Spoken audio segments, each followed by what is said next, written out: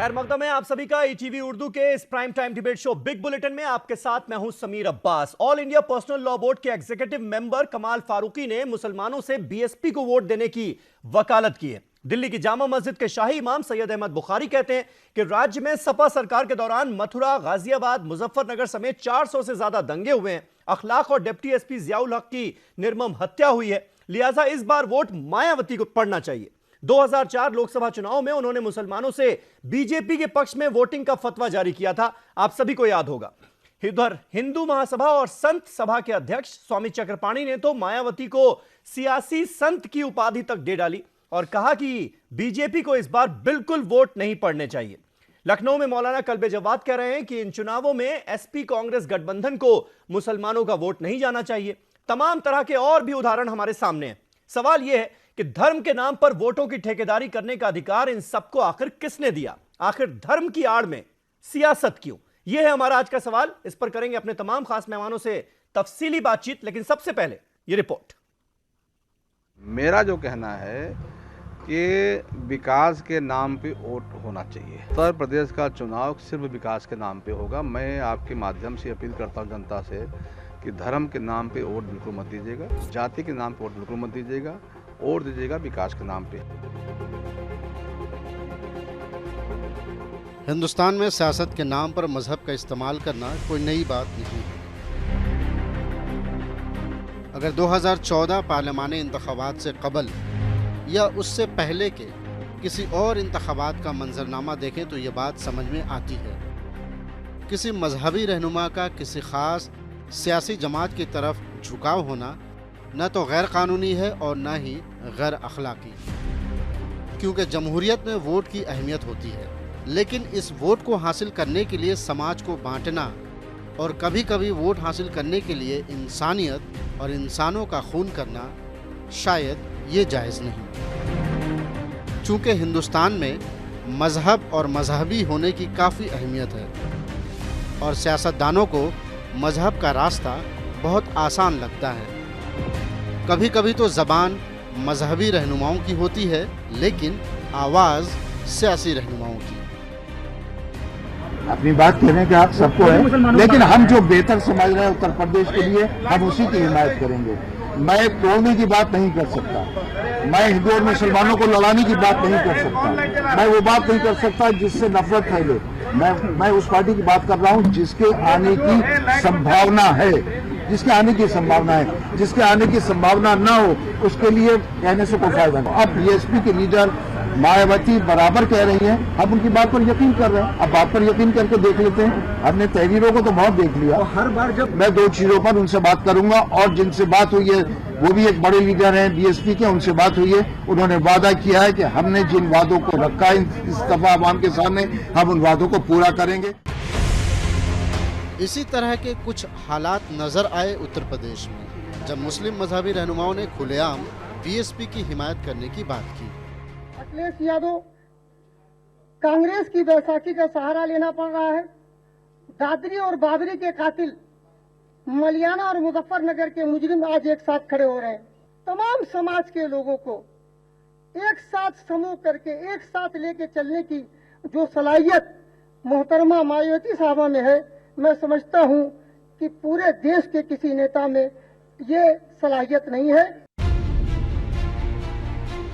Vote बटोरने के लिए मजहबी लबादा ओढ़ना आज की सियासत का ट्रेंड है, लेकिन हमें इस बात में ज़रूर फ़र्क करने की तमीज़ होनी चाहिए कि क्या सिर्फ किसी ख़ास पार्टी की हिमायत करने से किसी भी मजहबी रहनुमा को हम गलत करार दे सकते हैं?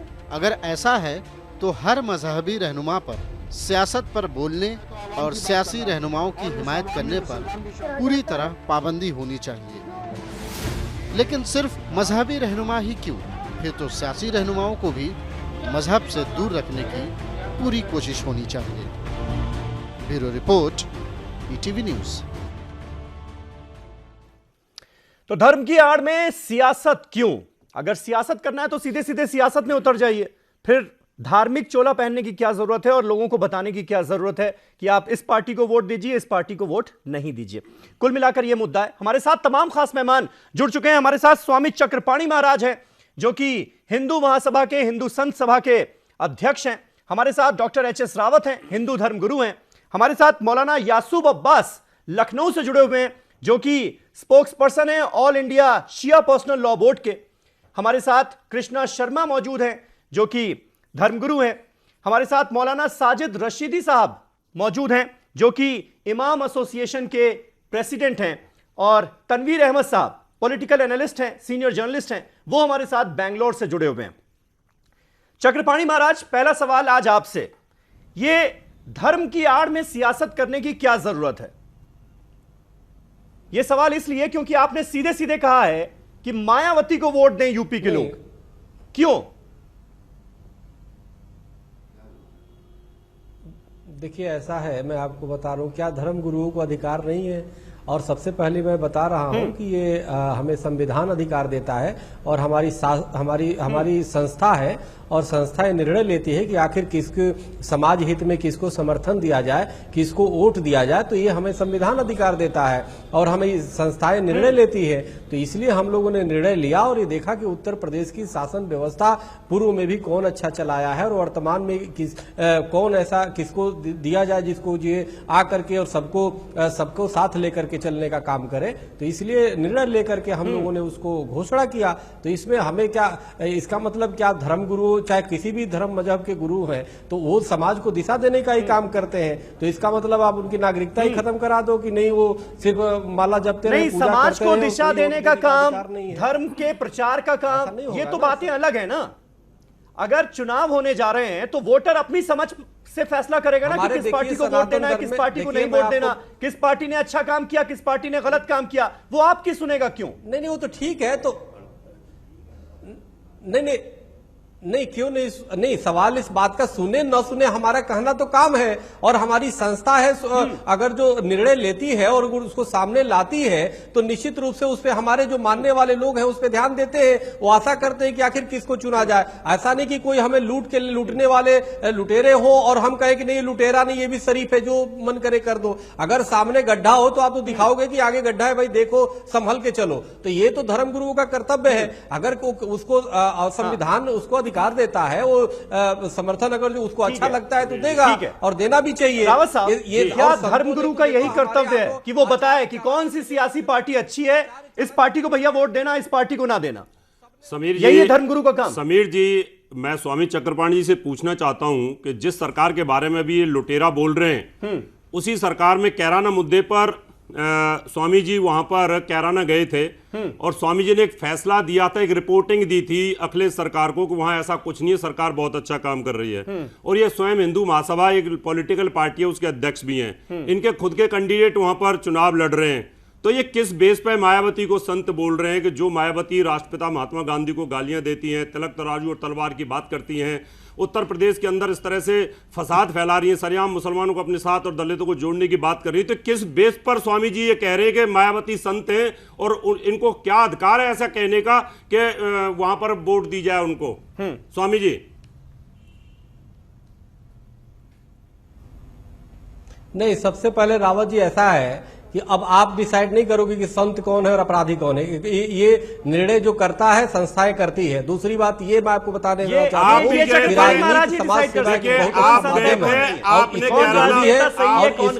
आपने कैराना मुद्दे पे जाकर के सरकार को रिपोर्ट दी कि ऐसा कुछ नहीं हुआ, आप ही ने रिपोर्ट दी थी और अभी पब्लिक नहीं हुई है, वो पब्लिक नहीं हुई है अभी रिपोर्ट, ये सूत्रों के हवाले से ये खबरें आई थी। ठीक है, शायद आपने उस रिपोर्ट को देखा ही नहीं। ठीक है चक्रपाणी महाराज, मैं आऊंगा आपके पास, फिर से आऊंगा, बहुत सारे लोग हैं हमारे साथ। रशीदी साहब, सिर्फ हिंदू धर्मगुरुओं का मसला नहीं है, तमाम मुस्लिम धर्मगुरु और साथ ही साथ all India Muslim personal law board के एग्जीक्यूटिव मेंबर हैं कमाल फारूकी साहब, उन्होंने भी कहा कि भाई बहुजन समाज पार्टी को वोट डालिए। सीधे सीधे नाम लेकर यह कहना, और बुखारी साहब तो हैं ही, बुखारी साहब भी कह रहे हैं कि बीएसपी को वोट पड़ने चाहिए।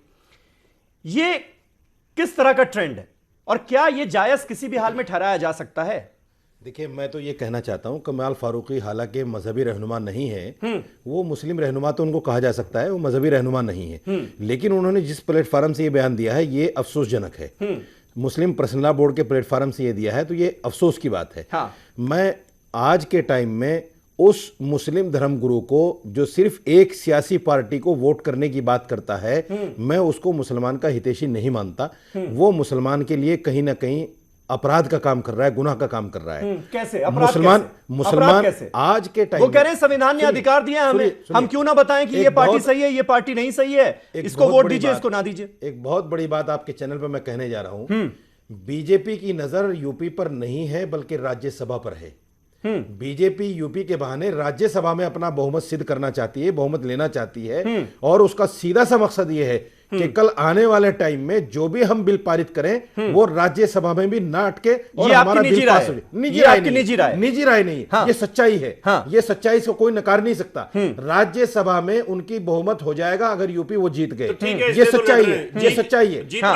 इसलिए मैं तमाम मुसलमानों से ये कहना चाहता हूं कि इन ऐसी अपीलों पर ध्यान ना दें, बल्कि आप अपनी सूझबूझ का सहारा लेकर जो संविधान ने आपको हक दिया है, सबसे पहले तो वोट करें और ऐसी पार्टी को वोट करें कि कल आने वाले वक्त में आपको पछताना ना पड़े और आप फिर ये ना कहें कि हमारे साथ ये क्या हो रहा है। तो मतलब यानी घुमा फिराकर आप भी वो बुखारी साहब वाला काम कर रहे हैं। आप कह रहे हैं बीजेपी को वोट ना दो, बाकी किसी भी पार्टी को वोट दे दो। बुखारी साहब, हाँ बिल्कुल बिल्कुल, हाँ, जब ये कह रहे हैं ना, अरे भाई बीजेपी को वोट इसलिए ना दें कि अमित शाह ने कहा है और आपके जो प्रदेश अध्यक्ष हैं बीजेपी के, उन्होंने साफ कहा कि मुसलमान का वोट नहीं चाहिए। जब मुसलमान का वोट नहीं चाहिए तो मुसलमान क्यों वोट दे बीजेपी को? बिल्कुल कहा है। अरे बीजेपी अध्यक्ष नहीं, ऐसी तो कोई स्टेटमेंट ही नहीं। बिल्कुल आपको नहीं पता रावत जी, आप बता दो। ठीक है रावत साहब, उनको अपनी बात प्रदेश अध्यक्ष ने बाकायदा कहा है कि हमें मुसलमान का वोट नहीं चाहिए। अमित शाह ने बाकायदा ये कहा है, जब उनसे रिपोर्टर ने पूछा कि आपने मुस्लिमों को टिकट क्यों नहीं दिया, तो उन्होंने ये कहा कि मुसलमान जीतेगा नहीं, मुसलमान उसको वोट नहीं करेंगे। ये सच्चाई है।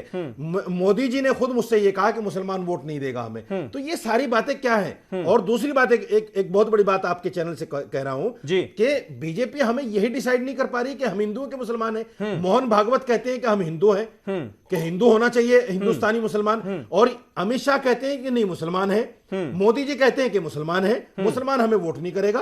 तो हम बीजेपी की नजर में है क्या, ये डिसाइड नहीं हो पा रहा है। तो ऐसी रावत साहब क्यों वोट सबको शामिल कर लेना, ऐसी पार्टी को मुसलमान क्यों वोट करे? हम तो उस पार्टी के अगेंस्ट ही जाएंगे, उसके खिलाफ ही जाएंगे। ठीक है मौलाना यासूब अब्बास, मैं आपसे जानना चाहूंगा कि अब ये जिस तरह के बयानात हिंदू और मुस्लिम तमाम धर्मगुरुओं के आ रहे हैं, ये धर्म के नाम पर सियासत नहीं तो और क्या है? धर्म की आड़ में इसे सियासत ना कहा जाए तो और क्या कहा जाए?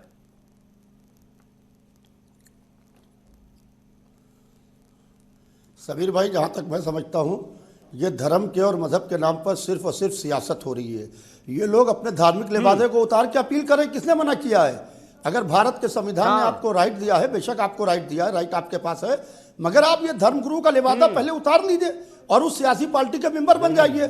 आप मजहबी लिबासा पहनते हैं, ईद और बकरीद की अपनी मस्जिदों की नमाजों को दिखाते हैं कि ये साहब हमारा मजमा है, ये हमारे लोग हैं, ये लोग नमाज पढ़ने आते हैं, ये आपको सलाम करने नहीं आते हैं, ये आते हैं अल्लाह की इबादत के वास्ते, ये नमाज पढ़ने के वास्ते। जुमे का मजमा या ईद या बकरीद का मजमा, ईदैन का मजमा, ये आता है सिर्फ और सिर्फ नमाज पढ़ने के वास्ते, अपने मजहबी रसूमात को अंजाम देने के वास्ते। उसको ये लोग अपने जाती फायदे के लिए इस्तेमाल करते हैं और उसमें सियासी लोगों को बुलाते हैं और सियासी लोग जाते भी हैं और टोपियां लगा के इनके साथ में खड़े होते हैं, खड़े होकर तस्वीरें खिंचवाते हैं। मगर मैं नहीं समझता कि ये वोट ट्रांसफर करा पाएंगे। इनके पास कोई वोट बैंक नहीं है। ये जो बात कहते हैं कि मेरे पास वोट बैंक है, ऐसे किसी धर्मगुरु के पास कोई वोट बैंक नहीं है। और आप क्यों अपील करते हैं? 5 साल के बाद एक बार एक आपको राइट मिलता है कि हम अपने वोट का इस्तेमाल कर सकें, उस राइट को आप क्यों छीन रहे हैं? बिल्कुल आप एक राइट छीन रहे हैं। वो अपना विकास, अपना डेवलपमेंट यहाँ चाहता है कि हमारा इस सियासी पार्टी के साथ में हमारा विकास होगा, हमारा डेवलपमेंट होगा। ये आप कहिए कि साहब ये पार्टी आ जाएगी तो मुसलमानों के गले पर खंजर रख देगी और ये पार्टी आएगी तो मुसलमानों को कत्ल कर देगी, तो मुसलमानों को कोई हिंदुस्तान में कत्ल नहीं कर सकता है। हम हिंदुस्तान के अंदर रह रहे हैं, हम आजाद हिंदुस्तान में रह रहे हैं। हमारे लिए पाकिस्तान में तो खतरा हो सकता है, हमारे लिए सऊदी अरब में तो खतरा हो सकता है, मगर हमारे लिए हिंदुस्तान में कोई खतरा नहीं है। बिल्कुल सही बात है, बिल्कुल सही बात है। मैं सबके पास आऊंगा, कृष्णा शर्मा जी, क्या लगता है आपको, ये क्या हमारे धर्मगुरुओं के सियासत की तरफ बढ़ते कदम है क्या, जो ये कहने पर मजबूर कर देते हैं कि इस पार्टी को 2 वोट, ये पार्टी सही है, ये गलत है? सबसे पहले जो है अब्बास जी मैं बताना चाहूंगी, मतदान का मतलब क्या होता है? मत यानी कि अपनी बुद्धि से अगर हम किसी चीज को चुनते हैं उसे दान करना। और यहाँ पर यदि अगर मैं किसी यानी किसी को कहती हूँ कि तुम जो है इसको वोट दो, इसको वोट दो, तो इसका मतलब अगला इंसान जो है मंद बुद्धि है, उसको अकल नहीं है, तो आप ही एक बुद्धिजीवी रह गए हो। तो हम तो ये कहेंगे कि लोगों को ये सोच समझ के अपना वोट देना चाहिए, क्योंकि 5 साल के बाद आपको इस तरीके का जब मौका मिलता है उसे खोना नहीं चाहिए। और रहा धर्मगुरु की बात, आप जो है किसी का अगर हम पक्ष ले रहे हैं, ये हम धर्मगुरुओं के लिए अच्छा शोभा नहीं देता है। हमें किसी एक पार्टी के लिए क्यों, हम धर्म का मतलब होता है हमारे लिए तो सब बराबर हैं, हम किसी को क्यों ये राजनीति के मुद्दे के लिए क्यों बोले कि आप इसको वोट दीजिए, इसको वोट दीजिए, हम नहीं बोल सकते। हमें तो अपने वहां तक सीमित रहना, हमारा काम है कि धर्म के ऊपर उपदेश देना, ना कि जो सियासत की जो राजनीति के ऊपर जो मुद्दा दे कि इसको आप वोट दीजिए, इसको वोट दीजिए, यहाँ पे गलत है। दूसरी चीज जो है, कहीं ना कहीं जो आप बोल रहे हैं कि क्या ये राजनीतिक मुद्दा होता जा रहा है, बिल्कुल कहीं ना कहीं आज हम चैनल उठा के देखते हैं, कहते हैं कि आप इनको वोट दीजिए, भाई बीच बीच में बोलते हैं। एक ही मुद्दा क्यों दिखता है? हिंदू मुसलमानी क्यों दिखता है? क्रिश्चियन क्यों नहीं आते? सरदार क्यों नहीं आते? ये सिर्फ हिंदू मुस्लिम का ही मुद्दा तभी उठता है जब जीत जाते हैं, तारी पार्टी आती है तो हमारे हिंदू लोग भी उनके उसमें जाते हैं पार्टी में, तब नहीं जाना चाहिए भाई, पूरी तरीके से बनो ना। तो यह कहीं ना कहीं राजनीतिक मुद्दा ये लोग खेलते हैं। ठीक है, तनवीर अहमद साहब, इस पूरी सिचुएशन को अगर एनालाइज किया जाए तो क्या आपको नजर आता है जिस तरह से हमारे धर्मगुरुओं का जो सियासत की तरफ रुझान है, इसे क्या आप नॉर्मल मानते हैं? क्या ये उनकी जिम्मेदारी है कि वो लोगों को बताएं कि इस पार्टी को वोट दो, इस पार्टी को ना वोट दो, या फिर कहीं ना कहीं अपनी सीमाएं लांघते हुए जबरदस्ती लोगों को यह बताया जा रहा है क्योंकि उसमें अपना भी हित है? जी समीर साहब, ऐसा है कि पूरे दुनिया में आज हम ये देख रहे हैं कि मज़हब का बहुत ज़्यादा मिसयूज़ हो रहा है। मज़हब का मिसयूज़ पॉलिटिशियन भी कर रहे हैं, मज़हब का मिसयूज़ टेररिस्ट भी कर रहे हैं, और ये पूरी दुनिया में हो रहा है, ये चीज़ इस्टेब्लिश हो गई है। दूसरी बात ये है कि पॉलिटिकल डोमाइन में, सियासत में एक गठजोड़ है मजल पावर और पॉलिटिशियंस का, और दूसरा नेक्सस है मनी पावर और पॉलिटिशियंस का, और तीसरा नेक्सस है मजहबी गुरुओं और पॉलिटिशियंस का। तो ये दूसरा जो मामला है ये भी हिंदुस्तान और दीगर ममालिक में काफ़ी देखने में मिलता है। तीसरी बात मेरे नज़दीक ये है कि यकीनन हर सिटीज़न ऑफ इंडिया को ये कॉन्स्टिट्यूशनल राइट है कि वो अपनी राय का इजहार करे, और अपनी राय का इजहार वो इस माहौल में और भी जिम्मेदारी के साथ करना चाहिए। एक धर्मगुरु की निगाह, एक मजहबी नेता की निगाह थोड़ी सी ज़्यादा होती है, तो उसको पूरी रिस्पॉन्सिबिलिटी के साथ लोगों को मशवरा देने का इख्तियार है। लेकिन यहाँ प्रॉब्लम ये है कि वो जब मशवरा देता है तो उसका वेस्टेड इंटरेस्ट उसमें शामिल हो जाता है। तो ये जो वेस्टेड इंटरेस्ट है ये बुराई है। वरना अगर कोई मजहबी गुरु कोई मशवरा देता है तो उस मशवरे को आम जनता एनालाइज करके सिचुएशन को देखकर अपने हक का इस्तेमाल करना चाहिए। ना हम ये कह सकते हैं कि धर्मगुरु को इसकी इजाज़त नहीं है, और ना ही हम ये कह सकते हैं कि धर्मगुरुओं की नहीं मानना चाहिए। लेकिन प्रॉब्लम ये है कि धर्मगुरु और पॉलिटिशियन में एक नेक्सस बन गया है, और ये मजहब का मिसयूज वैसे ही कर रहे हैं जैसा एक टेररिस्ट करता है। ये इमोशंस को पूरा मैनिपुलेट करते हैं, एक्सप्लॉइट करते हैं, और उसको कन्वर्ट करना चाहते हैं वोट बैंक में। तो हमको इस काम से रुकना चाहिए, रुकाना चाहिए। बिल्कुल। चक्रपाणी महाराज, सहमत हैं आप तनवीर अहमद साहब की बातों से? और ये जिम्मेदारी क्या आप समझ पा रहे हैं कि आप क्योंकि एक धर्मगुरु हैं, आप संत सभा के अध्यक्ष हैं, हिंदू महासभा के अध्यक्ष हैं, तो हजारों लाखों की संख्या में आपके फॉलोअर्स होंगे, और कहीं ना कहीं जब आप ये बात कहते हैं कि भाई इस पार्टी को ही वोट देना, तो आप कहीं ना कहीं जो आपकी सोच है, जो पर्सनल आपकी सोच है कि मुझे इस पार्टी को वोट देना है, वो सोच आप अपने फॉलोअर्स पर एक तरीके से थोप रहे हैं। क्या इसका एहसास है आपको? नहीं, आपको मैं नहीं, मैं आपको बता रहा हूं, देखो राजनीति एक सेवा का बहुत अच्छा माध्यम है और आचार्य चाणक्य ने भी राजनीति की सत्ता को स्वीकार किया, यति चक्र चूड़ामणि करपात्री जी महाराज ने भी राजनीति की सत्ता को स्वीकार किया और इसीलिए रामराज पार्टी की स्थापना की। सवाल इस बात का है कि हम अगर अच्छे काम करने हैं तो धर्म गुरुओं का संरक्षण बहुत जरूरी है राजनीति में, और अगर जो दिशा दिखाते हैं और अगर जो हमें जितना हिस्सेदारी अगर जो राजनीति में अगर जो धर्म गुरुओं का होगा तो राजनीति कभी दिशाहीन नहीं होगी। दिशाहीन राजनीति इसलिए है जब तक भारत विश्व का गुरु तब तक रहा है जब तक धर्म ने राजनीति को दिशा दिखाने का काम किया। अपने आप को नेता कहें, लोग भी क्लियर रहेंगे कि भाई ये नेता हैं, ये धर्मगुरु नहीं है। अब्बास जी, नहीं ऐसा नहीं है। देखो धर्मगुरु, देखो ऐसा है, धर्मगुरु का मतलब ये थोड़े कि वो खाना नहीं खाएगा, वो पानी नहीं वो पानी नहीं पी गया। और हिंदू महासभा तो चुनाव भी लड़ाती है, ऐसा नहीं है, आवश्यकता पड़ने पे चुनाव भी लड़ाती है। स्वामी जी वही मैं कह रहा हूँ, स्वामी जी, तो सवाल इस बात जी आप स्वयं एक पॉलिटिकल पार्टी के अध्यक्ष हैं, आप किस अधिकार से किस तरीके से आप कह रहे हैं कि आप मायावती को वोट दे दीजिए? आप क्या अपने संत सभा के भी अध्यक्ष है ना, संत सभा के भी अध्यक्ष। तो जिस पार्टी के ऐलान कर दिया, ऐसी बातें करके आपको पता नहीं है हिंदू ये संत महासभा और हिंदू महासभा तय नहीं करेगी क्या? ये हिंदू महासभा ही तो तय करेगी, ये तो संत महासभा। अरे कहां लड़ रही है चुनाव? आप तय करोगे बैठ करके? नहीं चलो, अरे क्या बातें कर रहे हो बैठ करके? आप बकवास कर रहे जा रहे हैं। आपकी पार्टी हमारी कमेटी तय करती है, कार्यकारिणी तय करती है, कहीं नहीं लड़ रही है, समर्थन दे रही है, कैसी बातें कर रहे हैं आप? आपको पता, पहले पता तो कर लीजिए राष्ट्रीय कार्यकारिणी तय करती है किसको समर्थन देना है। बोलूंगा स्वामी जी, आपने 10 बार कहा है कि चुनाव आयोग से और ये वाले पत्र और ये फॉर्म लें जो चुनाव लड़ना चाहते हैं हिंदू महासभा से। आपने बोला है ना? ठीक है, नहीं बिल्कुल नहीं। 24 तारीख को आप सुनिए, अरे सुनिए आप, 24 तारीख आप सुनिए, 24 तारीख को निर्णय हो गया कि सर्वसम्मति से उत्तर प्रदेश चुनाव में बहन मायावती जी को समर्थन दिया जाए और दिया गया। तो फिर शिवपाल जी के साथ आपकी नूरा कुश्ती थी, रावत साहब और समाजवादी पार्टी के साथ आपकी रावत साहब, मुझे एक सवाल का जवाब दीजिए कि फिर धर्मगुरु हम क्या कहें? मतलब ऐसे तो लोग बड़े कंफ्यूज रहेंगे ना, ये चक्रपाणी महाराज या फिर किसी भी संत या फिर किसी भी धर्मगुरु का अगर ऐसा बयान आता है तो लोग क्या समझें? उसे धर्मगुरु समझे या फिर नेता समझे? जितने भी धर्मगुरु हैं, फिर आप धार्मिक चोला उतार दीजिए ना, धार्मिक चोला उतार दीजिए, आप राजनीति में आ जाइए, चुनाव मंच पर नजर आइए, लोगों को कहिए कि इस पार्टी को वोट दीजिए, कोई सवाल नहीं खड़ा करेगा। समीर जी, मुस्लिम धर्मगुरु महासभा के स्वामी श्रद्धानंद महाराज अध्यक्ष हुआ करते थे। पिछली बार स्वामी बुखारी साहब के दामाद को टिकट वहां मिली और वो हार गए, फिर एमएलसी बना दिया गया, सपा का समर्थन किया। हाँ, अभी तो इनाम मिल गया ना, इनाम मिल गया। हिंदू धर्मगुरु भी उनको लाल बत्ती चाहिए, उनको पायलट गाड़ी चाहिए, उनको सुरक्षा चाहिए, उनको ये बात है ना, उसका दर्जा चाहिए। वही तो, इसलिए वो कहीं ना कहीं किसी न किसी पार्टी में अपने एहसास थोप देते हैं, इसलिए वोटर्स को कंफ्यूज कर दिया जाता है, कर देते हैं। वही तो है, और क्या है?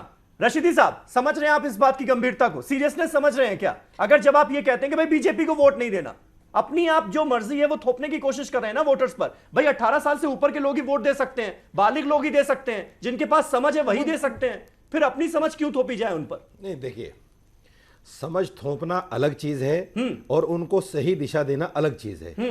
हम जिस चीज को देख रहे हैं शायद हमारा वोटर उस चीज को नहीं देख रहा है, हम एक अपनी राय पेश कर रहे हैं। हम ये नहीं कह रहे हैं कि जिसको आप सही दिशा कह रहे हैं वो भटका भी तो सकता है वोटर्स को। अरे कैसे भटका? सुनिए, भटकाया जा रहा है। रावत जी एक मिनट, देखिए, भटकना तो उसको कहते हैं कि हम ये कहें कि बस आप अपनी मर्जी से ना करो। हम तो ये कह रहे हैं कि आप अपनी मर्जी से करो, लेकिन आपके सामने एक तरफ बुरा रास्ता है, एक तरफ अच्छा रास्ता है। आप अच्छे रास्ते को चुनो, बुरे को छोड़ दो। तो बुरे को चुनना अगर हम छोड़ना कह रहे हैं तो उसमें बुराई क्या है? हम ये कह रहे हैं बुरे रास्ते को मत चुनो। बुरा और अच्छा कौन है इसका फैसला कौन करेगा? वोटर ही करेगा ना। वोटर आप करेंगे। सुनिए, बात सुनिए, देखिए, हर समुदाय के अंदर विद्वान दानिश्वर, जैसे अभी तनवीर जी ने कहा, हमें यह हक है बताने का कि ये एक अच्छा रास्ता है। हमें हक है ये बताने का कि कौन सी पार्टी हमारे लिए क्या कर रही है और क्या नहीं कर रही है, और किस पार्टी से हमें खतरा है, किससे नहीं है। ये देखिए, ये दो बातें हैं। मैं खुद जाकर स्वयं आपके चैनल पर कह चुका हूं, मैं मोदी जी से मिला, मैंने उनसे ये कहा कि आप ये 3 चीज छोड़ दीजिए, राम मंदिर और कॉमन सिविल कोड की बात और दफा 370 की बात। उन्होंने साफ मुझे मना कर दिया कि हम ये तीनों चीजें नहीं छोड़ सकते। तो ठीक है, अरे भाई, जब तीनों चीजें नहीं छोड़ सकते तो आप, नहीं, आप मुझे ये बताइए कि मुसलमान किस आधार पे बीजेपी को वोट करे? मुसलमान, ये बीजेपी सियासी पार्टी नहीं है, ये तो एक मजहबी पार्टी बनकर रह गई, हिंदुत्व की पार्टी बनकर रह गई, आरएसएस की पार्टी बनकर रह गई। ठीक है, ये उसका चोला उतार दे, मुसलमान इसके साथ रहने को तैयार है। मैं ये बुराई क्या है? मैं आपकी राय का पूरा सम्मान करता हूं, लेकिन मैं बस ये अर्ज करने की आपसे गुजारिश करना चाहता हूं कि ये तो आपकी अपनी राय है ना, ये दूसरों पर थोपने का क्या मतलब? यासूब अब्बास साहब, मैं थोप नहीं रहा हूं, फिर मैं कह रहा हूं, मैं थोप नहीं रहा हूं। यासूब अब्बास साहब, एक राय दे रहा हूं। यासूब अब्बास रास्ता ये है, क्योंकि धर्म गुरुओं को लोग मानते हैं, उन्हें इज्जत की नजर से देखा जाता है, उनके फॉलोअर्स होते हैं, सैकड़ों हजारों की संख्या में फॉलोअर्स होते हैं, इसलिए क्या आपको नहीं लगता कि धर्म गुरुओं की रिस्पॉन्सिबिलिटी और भी ज्यादा बढ़ जाती है कि वो जो कहें सोच समझ कर कहें? ये इल्तिजा तो बहुत समझ में आती है, लॉजिकल लगती है कि भाई जिसने अच्छा काम किया उसको वोट देना, जिसने विकास की बात की उसको वोट देना, लेकिन जब आप पार्टी का नाम लेकर कहते हैं कि इस पार्टी को वोट देना है, इस पार्टी को नहीं देना है, फिर तो आप सियासी काम कर रहे हैं ना, आप सियासी अखाड़े में उतर आए फिर तो।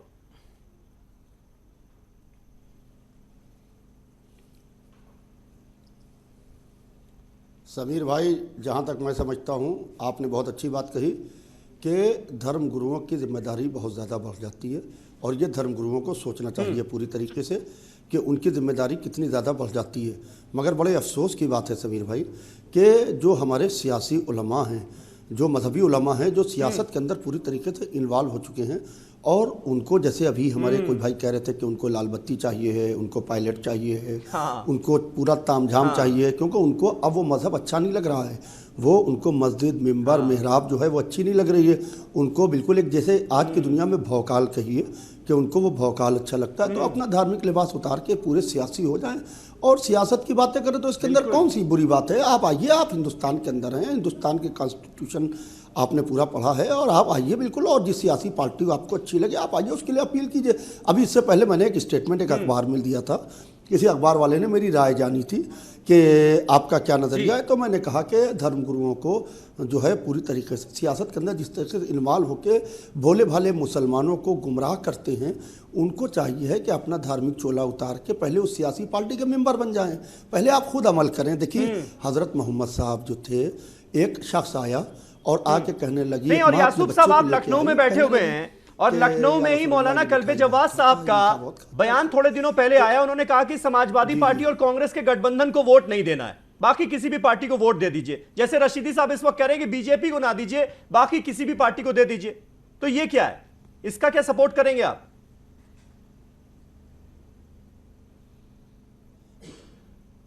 देखिए, इस तरीके के बयानात जो हैं बहरहाल नहीं देना चाहिए, इसलिए कि आप एक कौम को लीड कर रहे हैं, आपके पीछे आपका पूरा समुदाय है, पूरी कम्युनिटी है। आपने एक आदमी को कहा था अब इसको वोट ना देना, इसको वोट देना, ना पार्टी ये आई ना ये आई, और एक दूसरी पार्टी आ गई, तो वो पूरी तरीके से 5 साल तक के आपको डिस्टर्ब करती रहेगी। आप आइए, आपका काम दुआ देना है, आप अपने लोगों को पूरी तरीके से सही राय दीजिए। मैं अभी समीर भाई वो पूरी बात हो जाए, मैं जो बात पूरी अधूरी रह गई थी कि वो एक बच्चे को लेके आती है तो रसूलुल्लाह कहते हैं कि कल लेके आना तुम उसको, तो वो कहती है कि ये मीठा बहुत खाता है, इसे मना कर दीजिए। तो कहा कि रसूलुल्लाह ने दूसरे ने जब बुलाया तो हुजूर ने उसको मना कर दिया मीठा खाने से। कहा कि यही काम आप कल भी कर सकते थे। कहा कि कल मैं ये काम खुद कर रहा था, मैं खुद मीठा खा, ये रसूलुल्लाह का वाक़या है, वो खुद मीठा खा रहे थे। नहीं, तो इसकी भी बात करने से पहले कम से कम आप अगर किसी को नसीहत दे रहे हैं, किसी को दर्द दे रहे हैं, तो आप उसके ऊपर आप उसके ऊपर खुद पहले अमल करना शुरू कीजिए। जी, ये हुजूरी का वाक़या है मौलाना, आपके शायद इल्म ना हो, आपने हो सकता है किसी तरीके से पढ़ाओ। मैं फ़िक़्ह जाफ़री के हिसाब से बात कर रहा हूँ, मेरी किताबों में है ये वाक़या। मत जोड़िए इस तरह किसी पे। चलिए ठीक है, एक छोटा सा ब्रेक ले लेते हैं, ब्रेक के बाद वापस होते हैं हाजिर, और बहस लगातार जारी है कि आखिर धर्म की आड़ में सियासत क्यों, और क्या हमारे धर्मगुरु अपनी जिम्मेदारी समझने को तैयार हैं कि उनके एक बयान का कितना असर पड़ सकता है वोटर्स पर। एक छोटे से ब्रेक के बाद फौरन होते हैं हाजिर।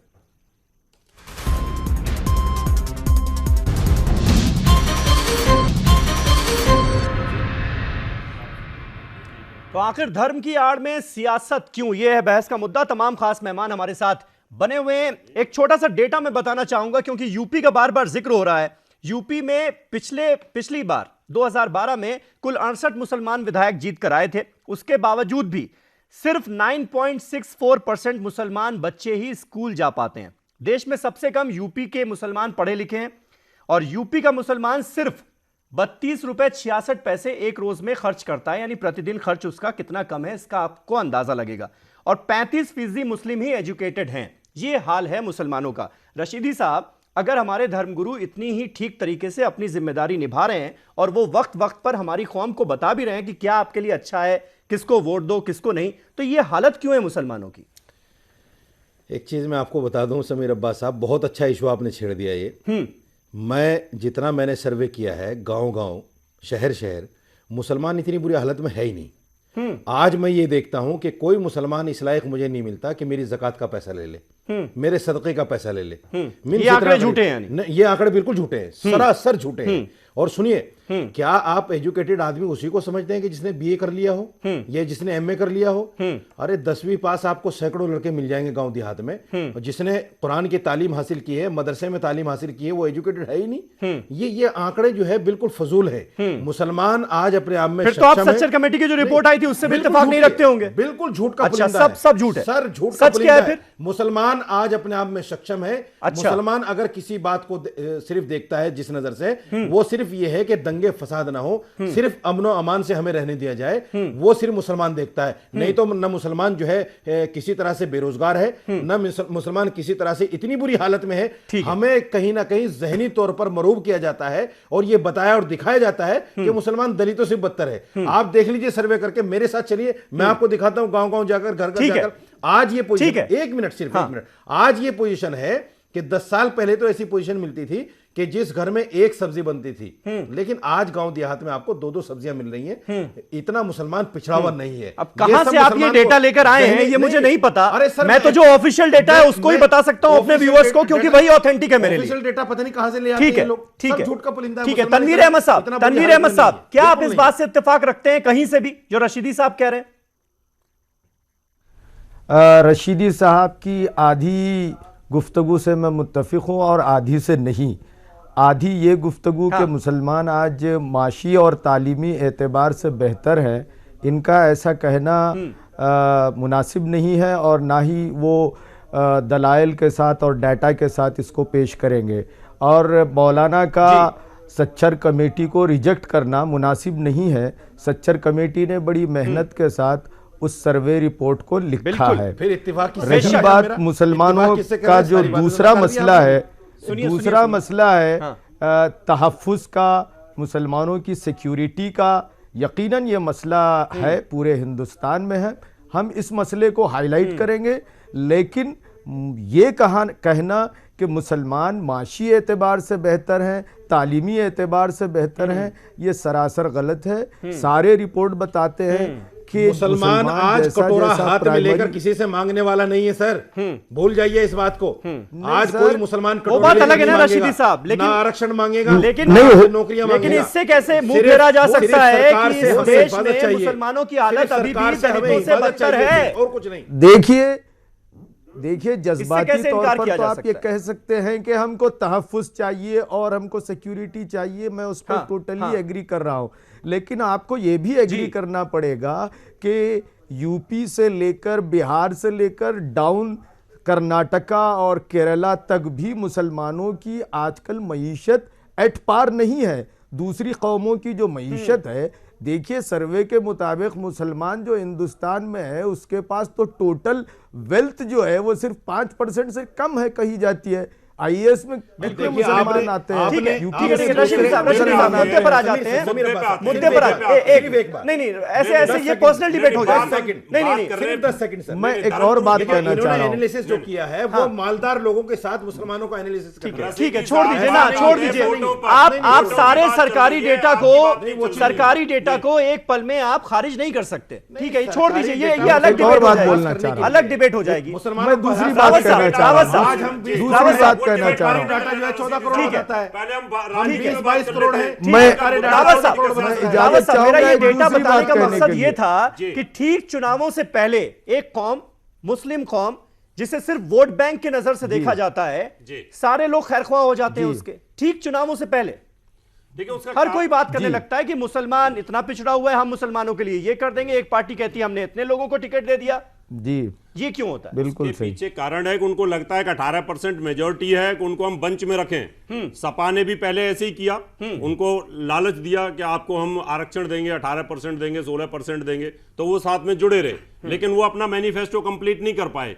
लेकिन अब वही मुसलमान इकट्ठे होकर के उनके धर्मगुरु ये कह रहे हैं कि आप बासपा को वोट दीजिए। बासपा को क्यों दीजिए? क्यों देना चाहिए बासपा को? और क्यों हिंदू धर्मगुरु? आपके धर्मगुरु भी तो कह रहे हैं कि बीएसपी को तो दीजिए मैं वोट। विरोध करता हूं, मैं तो विरोध कर रहा हूं, बिल्कुल नहीं देना चाहिए। आप जिसने किसको काम, दिलवाना चाहते हैं? मैं कहता हूं जिसने आप विकास किसको किया दिलवाना है, चाहते हैं? जिसने विकास किया किया है है? और जो अच्छा कर किसने किया सकता है वो करे वहां अरे पर। सर, किसने विकास कर दिया उसका नाम ले लीजिए। अरे मायावती ने क्या कर दिया था ये नहीं, नहीं, बताइए। विकास बीएसपी ने क्या कर दिया था? विकास किसने किया? बीएसपी ने आपने विकास किसने हाथी किया बनाए, है? आपने पार्क आप बनाए, ये बताइए, और वो खुद विकास कह रही है किसने कि किया? मैंने हाथी और पार्क बना लिया, अरे मैं आप ये विकास बता करूंगी। दीजिए विकास किसने किया है? तो फिर हाँ। जो विकास खुद किसने किया जो है? खुद बीजेपी मुख्यमंत्री ने की विकास दावेदार किया? अगर वो ये बात नहीं, बीजेपी ने कहे कि विकास मैंने किया। हाथी और पार्क आप अब मुझे नहीं बताइए, बनाने, क्या बीजेपी ने लेकिन विकास खुद किया? एक्सेप्ट कर रहे हैं। क्या उनको हम बीजेपी किस ने बात का विकास दिया किया? जाए? आप मुझे बता दीजिए विकास किसने किया है? विकास तो अब मैं किसने ये नहीं किया? मैं किसी पार्टी को नहीं कह रहा, अरे आपकी बता सोच दीजिए, है। आप विकास की बात कर रहे हैं। आप लोग तो विकास ये किसने कह रहे किया, हैं ये बता सरेआम, दीजिए। आप लोग सरेआम नहीं, कह रहे हैं कि विकास BS किसने को किया, ये दीजिए। बता दीजिए ठीक ना। है, लेकिन मैं जो धर्मगुरु अरे कहता सर, हूं विकास कि किसने सोच किया वो बता समझ दीजिए ना। करके दीजिएगा। बिल्कुल। और सोच समझ के विकास बोल रहे हैं। बिल्कुल किसने सही किया वो बात है। बताइए ना। बिल्कुल सही विकास बात है। के कोई नाम भी पर किस धर्मगुरु पार्टी- अगर कहता है चाहे बिल्कुल सही इमाम बात। बुखारी विकास हो, के नाम और पर चाहे किस स्वामी पार्टी को वोट चक्रपाणी दें? हो, हाँ, चाहे कोई विकास भी के हो, नाम पर किस उनकी पार्टी को बातों वोट दें में वो नहीं बताइए ना। आना। नहीं, नहीं, ठीक किस है। पार्टी को अपनी वोट दें समझ से विकास के वोट नाम पर? देंगे। ठीक है। इन धर्मगुरु को कोई अधिकार अरे नहीं, इस विकास तरीके के से नाम पर संवैधानिक किस कोई पार्टी को अधिकार वोट दें नहीं वो है। बता दीजिए। आपको कोई आप फतवा बता ही नहीं जारी सकते। करने का अधिकार नहीं है। आप बता ही नहीं आप सकते। कैसे फतवा किस जारी पार्टी को कर वोट सकते हो? ठीक है, ठीक है, आप ठीक है, बताइए बिल्कुल ना। ठीक है, ठीक है, आप बताइए ठीक किस है। पार्टी को वोट दें? अब बताएंगे, विकास के नाम चक्रपाणी पर- महाराज बताएंगे। आपके चक्रपाणी पास महाराज। हम तो कह ही नहीं एक है। मिनट, ऐसा एक मिनट, धर्मगुरु एक मिनट, अधिकार रावत नहीं साहब। है। विकास किसने किया है वो मैं बता कह दीजिए। रहा हूं अरे, कोई अधिकार नहीं है और अरे आपको विकास अधिकार रशीदी नहीं है। साहब, आप रशीदी कैसे साहब। किसी को आप फतवा विकास जारी कर कैसे- सकते हो? विकास रशीदी साहब, रशीदी साहब बताएंगे। एक मिनट, एक मिनट, एक मिनट, एक मिनट, एक मिनट, एक मिनट, एक मिनट, एक मिनट, एक मिनट। पॉलिटिकल एजेंडा है। हर ठीक है। पार्टी का अपना मैनिफेस्टो है। अरे, आप कौन होते हो? रशीदी साहब, अखिलेश यादव का समर्थन करना चाहते देखिए, हैं? ये पार्टी धर्म की गुरु पार्टी के अपनी अध्यक्ष तरीके होते की हैं। पहचान एक लोगों मिनट। पे दिखा रहे हैं, इस तरीके का अच्छा शोभा नहीं देता। हाँ। पहले लोगों की भी सुने। बिल्कुल। चक्रपाणी महाराज, क्या आप बता सकते हैं, क्योंकि आपने तो दोनों काम कर दिया है, आपने ये भी बता दिया है किस पार्टी को वोट देना है, और जो लोग उस पार्टी को वोट नहीं देना चाहते उनके लिए यह भी बता दिया है कि इस पार्टी को तो बिल्कुल नहीं देना है।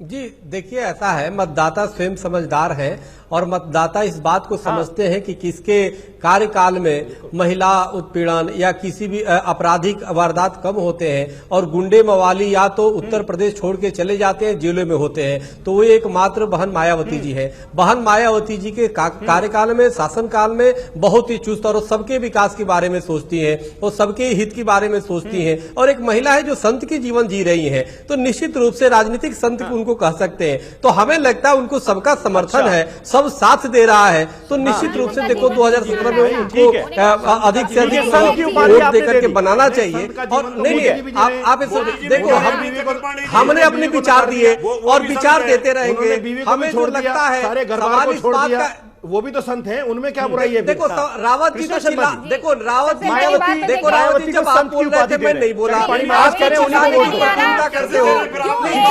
रावत जी सुनिए, सुनिए, करते हो और चिल्लाने की प्रतियोगिता डिबेट नहीं हुआ करता। लालच है ना, मुझे साइकिल का लालच है, ऐसे नहीं होता। बत्ती या कमल का कोई लालच है। नहीं, तो जो है, जो कृष्णा जी, बात चीज कृष्णा है, जी, क्या कोई राजनेता संत हो सकता है? मतलब वो राजनेता भी है, संत भी है, ऐसा हो सकता है? आप जो है, जो इतनी सुख सुविधा जो भोग रहे हैं, वो जो संतों के लिए थोड़ी होता है। संतों को इन सब चीजों से दूर रहना चाहिए।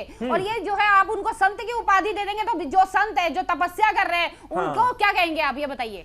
तो यहाँ पर आप देखिए, महंगे महंगे कपड़े पहनते हैं, लग्जरी गाड़ियों में जाते हैं, उनको आप संत कह ही नहीं सकते। रहा महिलाओं की बात, अगर मैं ये कहूंगी कि आपको ये देखो कि आपको किस साल में जो है महिलाओं को सुरक्षा प्रदान हुई, आप उसी को वोट दो। ये नहीं कहेंगे कि बीएसपी को दो, आप खुद सोचो कि किसको देना है। लोग, जहां मैंने बताया ना, बुद्धिजीवी है, अपना मत का जो है उपयोग सही करें। ठीक है, बात तो समीर जी सच्चाई है कि बीएसपी के कार्यकाल में बदमाश नहीं रहते, ये सच्चाई है बिल्कुल, इसमें कोई शक नहीं। अगर महिलाओं का सम्मान भी होता है, एक्ट लगते हैं, तो संत हो गए, एक्ट लगते हैं, तो संत हो गई। उन सवर्णों का बुरा हाल किया नहीं, जाता है। रावत साहब, नहीं, रावत साहब ये बताइए कि तो वो संत हो गई, राजनेता कोई संत हो सकता है या नहीं हो सकता? किए गए मायावती के टाइम पर क्या हालत खराब कर दी, जीना हराम कर दिया था लोगों का। रावत साहब नहीं। साहब, कोई राजनेता अच्छा राजनेता हो सकता है, उसने बहुत विकास के काम किए, अरे ये भाई, बात समझ में आती, लेकिन क्या वो संत हो सकता है? क्या बिल्कुल राजनेता नहीं। भी और संत भी? तो हो ही नहीं संत सकता। हो ही नहीं पता सकता। नहीं स्वामी जी कैसे हाँ। उनको संत बोल रहे हैं। हाँ। या तो ये हो सकता है खुद संत है स्वामी जी, इसलिए उनको लगता है वो भी संत होंगे, तो उनको भगवा पहना दीजिए, फिर वो तो भगवा पहनेंगे भी नहीं। ठीक है। नहीं, चक्रपाणी तो महाराज, महंगे कपड़े कहाँ चक्रपाणी जाएंगे महाराज, भाई? चक्रपाणी महाराज, रामगोपाल यादव, प्रोफेसर रामगोपाल यादव ने यह आरोप लगाया था कि शिवपाल यादव ने आपके यहां जाकर तंत्र मंत्र किया। शिवपाल यादव से आपकी नजदीकियां हैं, अब कहीं इस बात का बदला तो नहीं लिया जा रहा है कि शिवपाल यादव साइडलाइन हो गए इसलिए अखिलेश यादव से बदला ले लो, क्या आरोप लगाता मायावती है? को सपोर्ट कर दो। देखो, नहीं नहीं नहीं नहीं नहीं नहीं, ऐसी बात नहीं है, बदले की भाव नहीं है। सवाल इस बात का है कि देखो, धर्म गुरुओं के पास हर व्यक्ति आता है अपनी समस्या को लेकर के, और जब आता है पूजा पाठ करता है और वो धार्मिक वो है, उससे किसी राजनीतिक विद्वेष की भाव उसमें नहीं होती। वो आता है समाज कल्याण के लिए। शिवपाल जी आए तो समाज की के लिए आए, और कैसे लोगों का, और आए तो एक हवन यहाँ पे मतलब इसमें हम राजनीति ना तलाशें ना। देखो, दलित की बेटी है, दलित की बेटी जो त्याग करती है, अगर उसको समर्थन दिया जाता है तो लोग कितने क्यों गले फाड़ते हैं? मुझे आश्चर्य इस बात का हो रहा है। आज चाहते हैं लोग कि प्रदेश पे गुजरात का शासन हो जाए, चाहते हैं कि उत्तर प्रदेश में दंगे हो। मायावती जी अपने कार्यकाल में एक भी दंगे नहीं हुए वहां पे। लेकिन सवाल इस बात का, अगर जो आप एक दलित की बेटी को वो करते हो, बोलते हो, मतलब जो मायावती का दलित मुस्लिम समीकरण है, बिल्कुल उसी लाइन पर बात कर रहे हैं आप। हमें लगता है ये बात रशीदी साहब, तो फिर राजनेता बन जाइए ना, जिसके साथ एक पॉलिटिकल पार्टी ज्वाइन कर लीजिए, कुछ खास दिक्कत हो रही है उसमें, मंच पर आ जाइए, कहिए कि इस पार्टी को वोट दो, यही पार्टी सबसे अच्छी है मुसलमानों में। समीर साहब, ये देखो, जो सच्चाई है वो सच्चाई मानना पड़ेगा। हाँ, जो सच्चाई है उस सच्चाई को मानना पड़ेगा। बताइए। स्वामी चक्रपाणी जो बात कह रहे हैं, इसमें कोई शक नहीं है कि बीएसपी के रहते हुए इन तमाम चीजों पर लगाम लग जाती है, इसमें कोई बुराई नहीं है। उस समय के मुकदमे देखे आपने, मुकदमों की क्या स्थिति हुई है? आप सवर्णों का जीना हराम कर दिया था। आपको पता है कितने मुकदमे हर केस में दर्ज होते थे? एनआरएचएम घोटाला जब हुआ तो वो भूल गया, एनआरएचएम घोटाला भूल गया, दोबारा हार क्यों गई? सारे सीएम क्यों हार गई दोबारा? क्या वो नहीं देखा? अगर उनका शासन इतना अच्छा था, आपने जो किया वो भी अगर उनका शासन इतना अच्छा था तो हारी क्यों? उनको अरे रशीदी साहब, आपने उनको पहले बोल दिया, गलत बात, तो फिर वो हारी क्यों? गलत बात। क्यों हारी? हार जीत, क्यों उन्होंने दुरुपयोग किया उत्तर प्रदेश के पैसे का? हार जीत उन्होंने उस पब्लिक के पैसे का दुरुपयोग पार्कों में जो किया। अच्छा ठीक है, ठीक है, ठीक है, ठीक है, ठीक है, ठीक है, जो ठीक अच्छा है उसको है, मानना ठीक है, चाहिए। रशीदी शोषण साहब, हुआ उत्तर ठीक प्रदेश का। है, ठीक है, रावत साहब, तनवीर अहमद साहब, लास्ट कमेंट में आपसे चाहूंगा, क्या ये माना जाए जो भी धर्मगुरु इस तरह की राय जाहिर करते हैं, लोगों को ये ताकीद करते हैं इस पार्टी को वोट करो, इसको नहीं, तो उनके अपने वेस्टेड इंटरेस्ट कहीं ना कहीं छुपे हुए हैं? या फिर वाकई ये माना जाए कि नहीं, वो लोगों की भलाई चाहते हैं इसलिए बता देते हैं कि भाई मेरे हिसाब से ये ठीक है, इसको चाहो तो वोट कर दो, नहीं तो जिसको चाहो उसको वोट करो?